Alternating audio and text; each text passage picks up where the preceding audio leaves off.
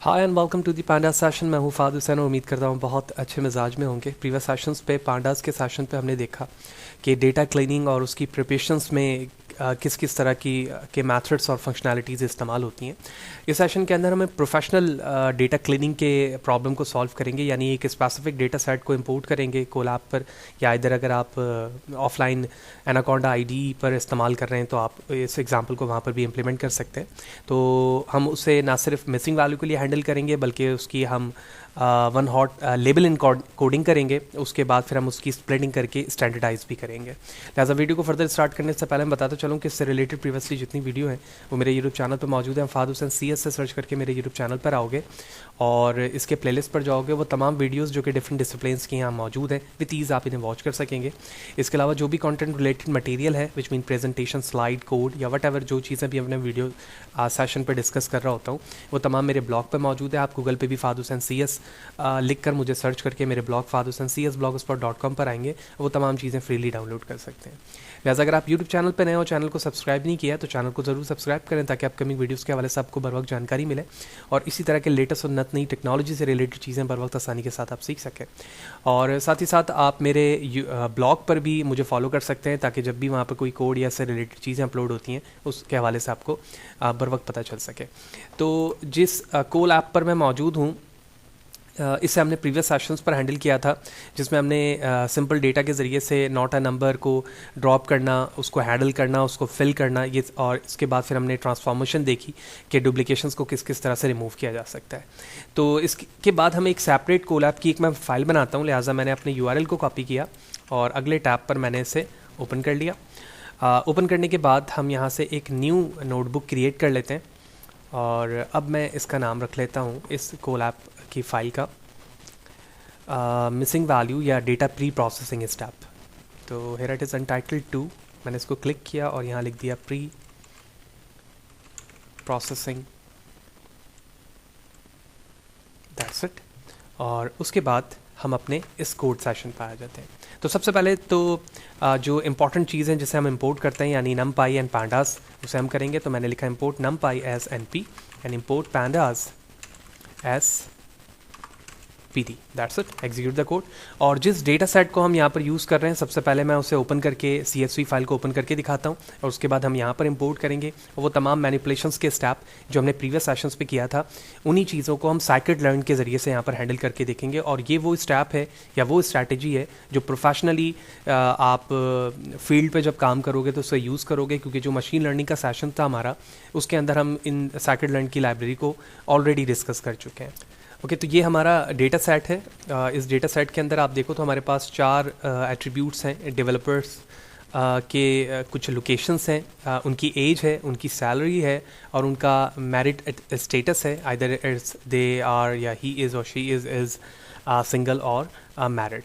तो इस वक्त इन एट्रीब्यूट्स पे सबसे पहले तो हमें एज को मिसिंग वैल्यू के लिए हैंडल करना है और सैलरी को मिसिंग वैल्यू के लिए हैंडल करना है।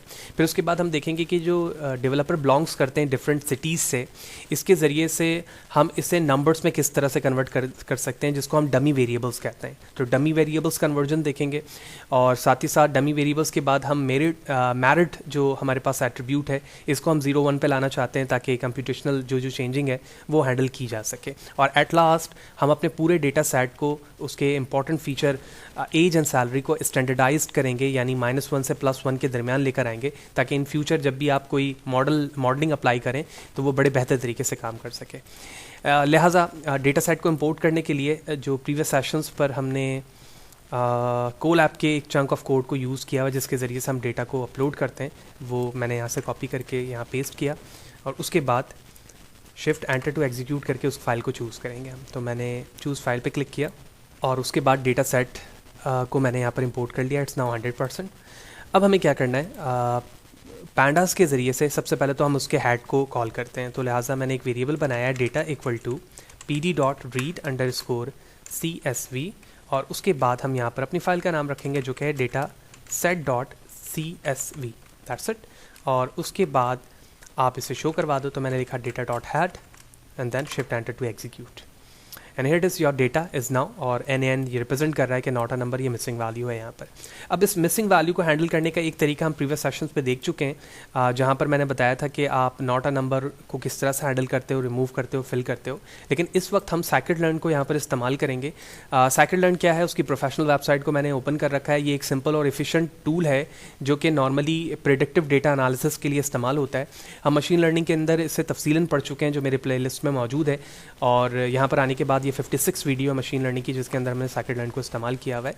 तो इन सिंपल वर्ड ये एक प्रेडिक्टिव टूल है जिसके ज़रिए से हम मशीन लर्निंग के प्रॉब्लम्स को बड़े आसानी के साथ सॉल्व कर सकते हैं।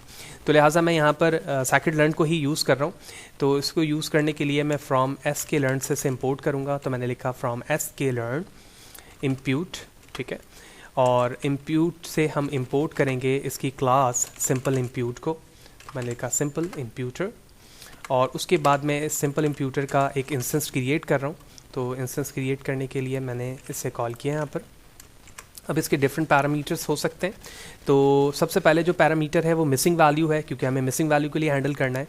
तो मैंने यहाँ लिखा मिसिंग अंडरस्कोर वैल्यूज़, और उसके बाद आप यहाँ पर मिसिंग वैल्यू में बताओगे कि किस एट्रीब्यूट को टारगेट करना है। तो हमें उन एट्रीब्यूट को टारगेट करना है जो NaN है, ठीक है, यानी नॉट अ नंबर है, जैसे आप ऊपर देख भी रहे हो कि लिखा है। तो इस NaN को इंपोर्ट करने के लिए हमने numpy को यूज़ करना है, जो कि मैंने ऑलरेडी इंपोर्ट किया हुआ है। तो मैंने लिखा np.nan, यानी जितने NaN वहाँ पर एट्रीब्यूट्स होंगे हम उसके लिए यहाँ पर इस्तेमाल कर रहे हैं। उसके बाद आप स्ट्रैटेजी बताओगे, तो स्ट्रैटेजी आपकी क्या होनी चाहिए। तो इसके लिए आप जो भी स्ट्रैटेजी इस्तेमाल करना चाहते हो कर सकते हो। मीन लेना चाहते हो मीन ले सकते हो, मॉड लेना चाहते हो मॉड ले सकते हो, मीडियन लेना चाहते हो तो आप मीडियन भी ले सकते हैं। यानी वो जितने भी रेस्ट ऑफ द नंबर्स हैं उनके मॉड या मीडियन निकल कर वहाँ पर फिल हो जाएगा। तो मैंने इस वक्त यहाँ पर मीन लिया। अब मीन लेने के बाद हमें अपने वेरिएबल इम्प्यूटर पे अपने वेरिएबल्स को फिट करना पड़ेगा, ठीक है, यानी किस एट्रीब्यूट्स पे आप उसको इस्तेमाल करना चाह रहे हो। तो जाहिर सी बात है, अगर मैं ओरिजिनली डेटा सेट को देखूं तो हमने अभी तक अपने वेरिएबल को डिवाइड नहीं किया है, यानी इस वेरिएबल के अंदर और इस वेरिएबल को इस कॉलम को दोनों वेरिएबल्स में लेना होगा और उसके बाद हम उसे हैंडल कर सकेंगे। तो इसके लिए हम एक कॉलम यहाँ पर ऐड करवाते हैं और मैं अपने डेटा को वेरिएबल में ब्रेक करता हूँ। तो मैंने कहा capital X data set dot या वेरिएबल डेटा डॉट ILOC, ये मैं बता चुका हूँ ILOC मेथड क्या है, जिसके ज़रिए से हम फिल्टर करते हैं रिकॉर्ड को बाय इस न्यूमेरिक इंडेक्स नंबर। तो कॉलन -1 यानी -1 को मैंने इग्नोर करा के बाकी तमाम डेटा को एक जगह सेपरेट कर लिया और डॉट वैल्यूज़ लिखा हमने, और यहाँ पे भी मुझे लार्ज ब्रैकेट देनी होगी। और उसके बाद मैंने यहाँ से y लिखा, सेम कॉपी कर लेते हैं, और उसके बाद हम यहाँ पर चेंजिंग करेंगे ओनली 3। देखो अगर मैं इसको कंपेयर करूँ ना, तो हम जब भी कोई मॉडलिंग अप्लाई कर रहे होते हैं तो अपने डेटा सेट को डिपेंडेंट और इंडिपेंडेंट में डिवाइड करते हैं। तो इस वक्त जस्ट फॉर द अंडरस्टैंडिंग मैंने इन तमाम एट्रीब्यूट्स को डिपेंडेंट और इससे इंडिपेंडेंट और इससे डिपेंडेंट बना दिया, ठीक है। तो इस रिस्पेक्ट से मैंने कॉलम 3 को, जो कि मैरिट का है क्योंकि in Python index always start from 0, 0, 1, 2 and 3, और इस rest of these are included in the independent data. तो मैंने यहाँ पर उनको डिवाइड कर लिया। तो उसके बाद मैं इसे एग्जीक्यूट करता हूँ। उसके बाद हम इन वेरिएबल्स को भी शो कर लेते हैं यहाँ पर जस्ट फॉर द वेरिफिकेशन। तो I am going to write here x execute, here it is, you can easily observe that, and y execute, ठीक है। तो हमारे वेरिएबल्स यहाँ पर ब्रेक हो चुके हैं। अब यहाँ पर हमें वापस आना है सिंपल इम्प्यूटर पे और यहाँ पर बताना है कि जो मिसिंग वैल्यू हैंडल हो रही है वो इस वक्त वेरिएबल x के अंदर मौजूद है, और x के किन एट्रीब्यूट्स में मौजूद हैं, कॉलम नंबर 1 और 2 पे, क्योंकि कॉलम नंबर जो 0 है इंडेक्स नंबर वो तो हमारे स्ट्रिंग फॉर्म में। तो मैंने यहाँ लिखा इसके लिए imputer dot fit x variable, और उसके बाद उसकी इंडेक्सिंग कर रहा हूँ। मैंने कहा raw of all from column 1 से लेकर 3 तक, यानी 1 से 3 तक के जितने भी रॉज हैं वो तमाम इसके अंदर एंटर होंगे। उसके बाद फिर मैं इसको फिट ट्रांसफॉर्म कर दूंगा। तो फिट करने के बाद हम फिट ट्रांसफॉर्म करेंगे। मैंने इसे कॉपी किया और उसके बाद कहा imputer dot transform, that's it, ठीक है। और उसके बाद मैंने अपने कोड को एग्जीक्यूट किया, shift enter 2, and then let's see x। तो मैंने x एंटर किया एंड एग्जीक्यूट किया। Here it is, you can easily observe that कि जो मिसिंग वैल्यू थी अब यहाँ पर उनका मीन आ चुका है। आप चाहें तो इस मीन को मॉड या फिर मीडियन में कन्वर्ट करके भी देख सकते हैं। तो सबसे पहला काम हमारा यहाँ हो गया कि हमने अपने स्पेसिफिक कॉलम्स पे मौजूद किसी स्पेसिफिक रॉ को टारगेट किया और रेस्ट ऑफ दी तमाम वैल्यूज़ के मीन निकाल कर उसको फिल कर लिया। दूसरा काम हमारा इस डेवलपर या मैरिड के कॉलम को डमी वेरिएबल्स में कन्वर्ट करना था, जिसे हम वन हॉट इनकोडर कहते हैं स्टैटिस्टिकल कॉन्सेप्ट पे। तो इससे भी हैंडल करने के लिए हम scikit-learn को ही इस्तेमाल करेंगे। लिहाजा इसके लिए हमने इंपोर्ट किया from sklearn dot pre processing import label encoder and then one hot encoder। इसी तरह से फ्रॉम scikit-learn आप कंपोज कॉलम ट्रांसफॉर्मर भी इस्तेमाल कर सकते हैं। तो मैंने लिखा from sklearn dot compose import column transformer and then आप वेरिएबल्स बनाएंगे कि जिस वेरिएबल के ज़रिए से आप जिस एट्रीब्यूट को ट्रांसफॉर्म करना चाहते हैं या वन हॉट डमी वेरिएबल्स उसके बनाना चाहते हैं। तो इस वक्त जो वेरिएबल x है उसके 0 इंडेक्स पर हमारे पास स्ट्रिंग मौजूद है, लिहाजा अब मैं इंस्टेंस बना रहा हूँ कॉलम ट्रांसफॉर्मर का। तो कॉलम ट्रांसफॉर्मर को मैंने यहाँ से कॉपी करके यहाँ पेस्ट किया और उसके बाद हम यहाँ पर उसकी इंडेक्सिंग करते हैं। तो इंडेक्सिंग करने के लिए हमने यहाँ पर पहले एट्रीब्यूट का नाम बताया, कॉमा प्रेस किया और अब यहाँ पर हम इस्तेमाल करेंगे वन हॉट इनकोडर को। तो I am going to copy it here, now paste and then third parameter will be the index number of the variable. तो इंडेक्स क्या है वो उसका 0 है। बाहर आएंगे, उसके बाद यहाँ पर हम एक रिमाइंडर का एक एट्रीब्यूट ऐड करेंगे और इसमें हम जो नाम पास करेंगे वो है पास थ्रू, दैट्स इट। और उसके बाद हमें यहाँ पर ट्रांसफॉर्म और उसके बाद फिट ट्रांसफॉर्म करना है। तो मैंने कहा ct equal to ct dot fit underscore transform. सो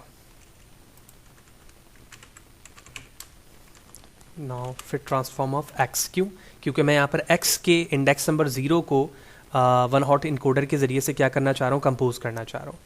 जब ये फिट हो गया उसके बाद मुझे लेबल इनकोडर को भी इस्तेमाल करना होगा, क्योंकि लेबल इनकोडर के ज़रिए से ही हम ट्रांसफॉर्म एट लास्ट कर पाएंगे।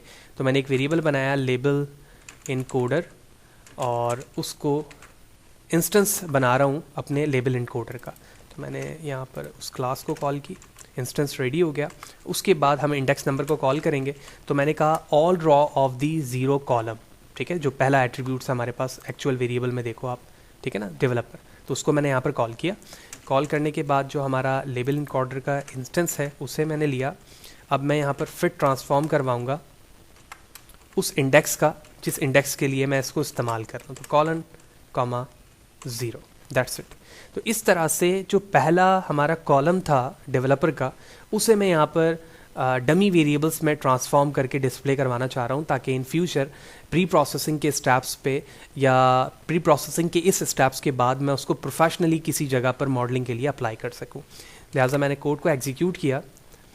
Okay, there is something wrong in one hot encoder name, ठीक है, and here it is, now it's executed. So let's see what will the value of the x now.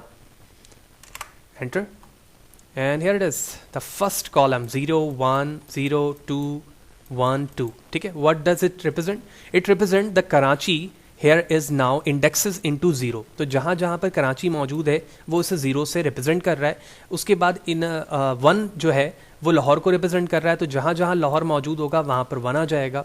और इस तरह से one hot encoding के ज़रिए से dummy variables के फॉर्म पर आपका डेटा यहाँ पर आ चुका है। और इन फ्यूचर ये रिप्रेजेंटेशन नंबर्स की किसके लिए होगी, उन वेरिएबल्स के लिए होगी जो कि कैटेगोरिकल रिप्रेजेंटेशन होती है। कैटेगोरिकल से मुराद ये है कि यहाँ पर डेटा की कैटेगरी है with respect to the cities. तो सेम स्ट्रैटेजी मैं यहाँ पर मैरिट के लिए भी इस्तेमाल कर सकता हूँ, जो कि यहाँ पर 0 1 के फॉर्म पर आएगा, क्योंकि वहाँ पर कैटेगरी सिर्फ 2 की है। तो 2 इंपॉर्टेंट काम हमने कर लिया। उसके बाद जो मॉडलिंग में स्प्लिटिंग होती है डेटा की, वो ट्रेनिंग और टेस्टिंग में होती है, ठीक है। तो ट्रेनिंग और टेस्टिंग का पर्पस ये होता है कि जब भी आप मॉडल बना रहे होते हो तो आप अपने स्पेसिफिक पार्ट को समटाइम 80 समटाइम 70 को ट्रेनिंग के लिए रिजर्व करते हो और 20 और 30% को आप टेस्टिंग के लिए रिजर्व करते हो। तो जो आपका एक्चुअल डेटा होता है विच मीन दिस डेटा, आप इसको क्या करोगे, डिवाइड करोगे 70 या 80 में। तो इसके लिए हम क्या करेंगे, इसके लिए भी हम scikit-learn को इंपोर्ट करेंगे मॉडल सिलेक्शन और वहाँ से अपने डेटा को डिवाइड कर देंगे। तो डिवाइड करने के लिए मैंने लिखा from sklearn dot model selection, so model underscore selection import train underscore test split. उसके बाद आप यहाँ पर कुछ वेरिएबल्स लिखोगे डायरेक्टली। अगर आप इसमें आओ हेल्प में तो भी आपको कुछ चीज़ें यहाँ से बड़े आसानी से मिल जाएंगी जिसको आपको बार बार लिखना नहीं होगा, ठीक है। तो इसके लिए मैं दोबारा इंस्टेंस में आता हूँ इसके। तो इंस्टेंस बनाने के लिए मैंने यहाँ पर जस्ट एक वेरिएबल लिया लाइक टी, जिसको मैं बाद में चेंज कर दूँगा।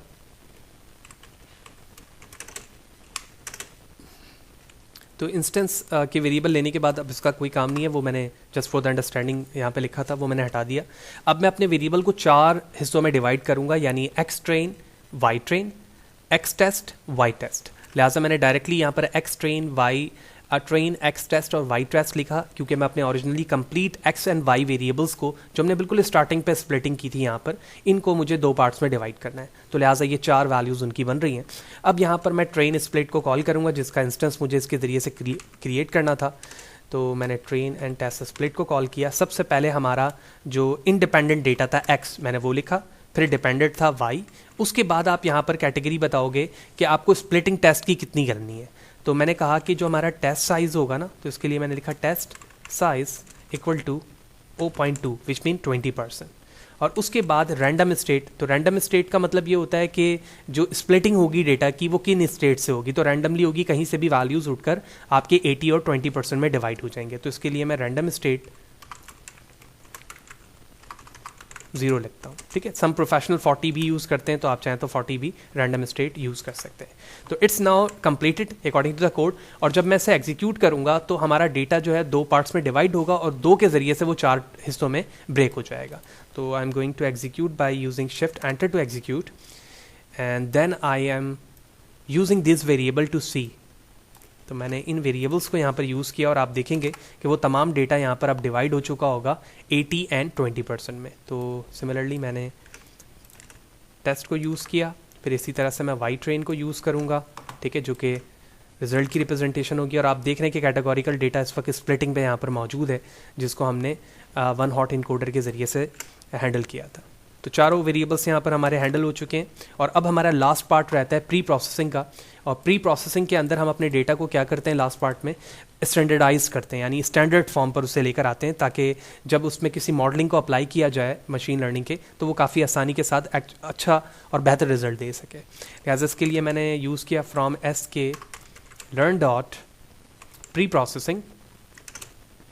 सो sklearn dot preprocessing import standard scaler, ठीक है।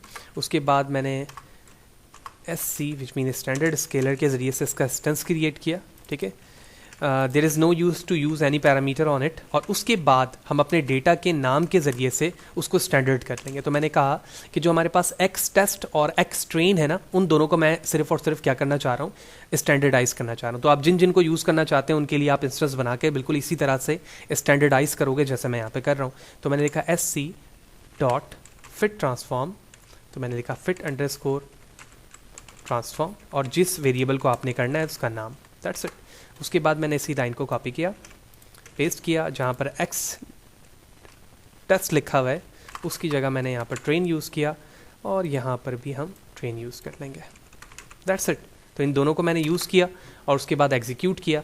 और आफ्टर द एग्जीक्यूशन जब आप इस वेरिएबल को देखोगे तो उसकी वैल्यू अब स्टैंडर्डाइज फॉर्म पर आ चुकी होगी, जो कि +1 या -1 के दरमियान होगी। और आप यहाँ देख रहे हैं कि +1 और -1 के दरमियान आ चुकी है। इसी तरह एक्स ट्रेन को अगर आप ऊपर देखो, हेयर तो आप देख रहे हो कि इसकी वैल्यू किस फॉर्म पे, लेकिन स्टैंडर्डाइज होने के बाद आप इसकी वैल्यू की चेंजिंग देखोगे कि वो सारी की सारी +1 से -1 के दरमियान आ चुकी होगी। अब इससे फ़ायदा ये होगा कि इन फ्यूचर जिस तरह की भी मॉडलिंग आप अप्लाई करोगे तो आपकी एक्यूरेसी और आपकी जो प्रोडक्शन है वो काफ़ी सफिशेंट मैनर में आपको नज़र आ रही होगी।